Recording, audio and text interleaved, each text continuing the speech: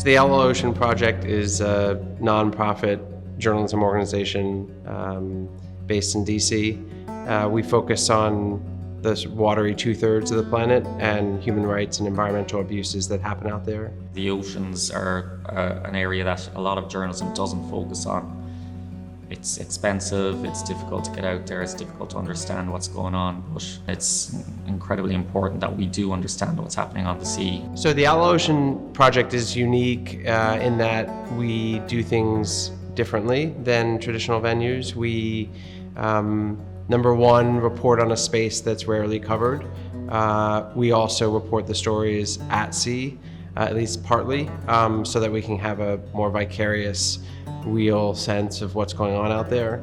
There's a lot of stuff that happens in the fishing industry, for example, that you might buy fish in your shop and you'd have no idea of what the chain of production for that was. And I think consumers want to know that kind of thing. And I think this, I hope, is going to shine more of a light on that and ideally bring some changes in how that production happens.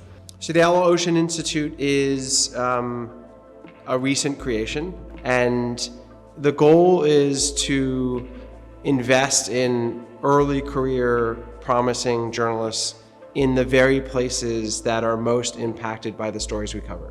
My name is Mustafa Mane, and I'm from the Gambia. I am Gaya Katrina Kabiko. I am from the Philippines. My full name is Min Ji Dane, and I'm from Myanmar. Most of my stories are based on environmental issues, even though sometimes I report on human rights. Mustafa, someone I'd worked with before on a prior investigation, really smart, motivated, and in a very difficult place to report. So he was a no-brainer. This kind of fellowship, right, is like kind of my dream. And this is the very first experience of me that actually happened to me, and this is like kind of a stepping stone.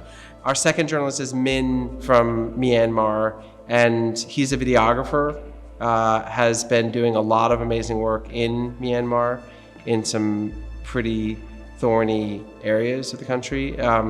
And we're interested in having him help us take a look at the South China Sea and what's going on along that coastline. We need more storytellers now more than ever in this age of disinformation, in this age where climate change is affecting every region in the world. So we need to tell more stories that move people to action. Gaya, who's from the Philippines. The Philippines is quite interesting. It, as a country, produces a quarter of all seafarers that work on merchant vessels, and a lot of the concerns about labor abuses end up playing out with Indonesian or Filipino workers, and Gaya is an extremely promising journalist. Most of my staff are based in the developing West, and most of the stories we're chasing are not.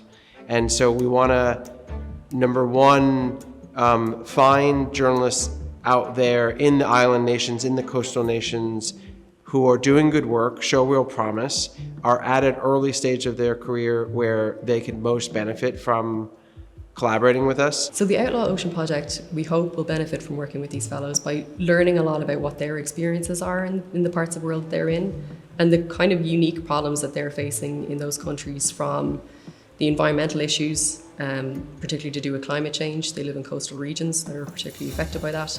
And also the fishing industry and how that's impacting on their communities in different ways. This is a farm team. You know, we intend to recruit and hire out of the ranks of the fellows.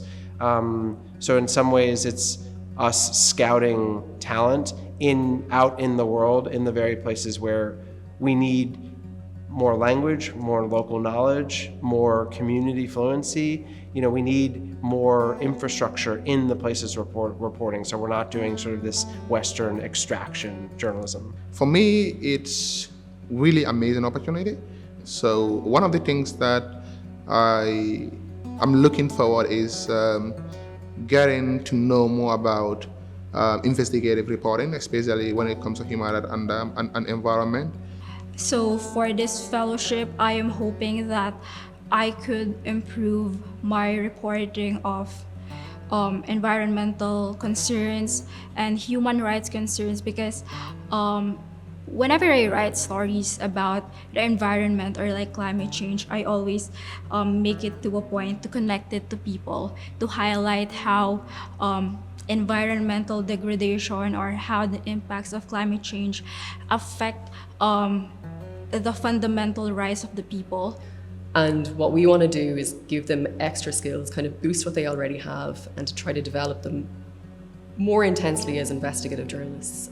So my hope is that, in 3-4 years down the road, we'll have several batches of earlier fellows who might even be, number one, helping us find the next batch of fellows. Number two, maybe playing a mentor role to our subsequent classes of fellows.